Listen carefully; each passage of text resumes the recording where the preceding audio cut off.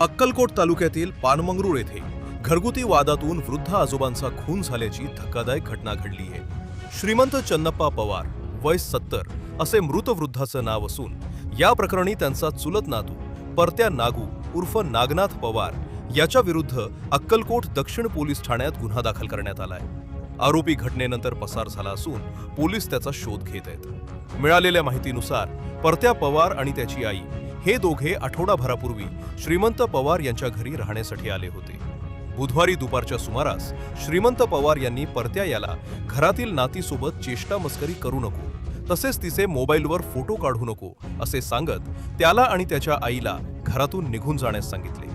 याच रागातून संतप्त झालेल्या परत्या यानं तुला जिवंत ठेवत नाही अशी धमकी देत घरातील टोकदार भाल्यानं श्रीमंत पवार यांच्या पाठीत वार केले। गंभीर जखमी अवस्थेत त्यांना प्रथम अक्कलकोट येथे उपचारासाठी नेण्यात आले, त्यानंतर सोलापूर शासकीय रुग्णालयात दाखल करण्यात आले। मात्र उपचारादरम्यान शनिवारी सकाळी त्यांचा मृत्यू झाला।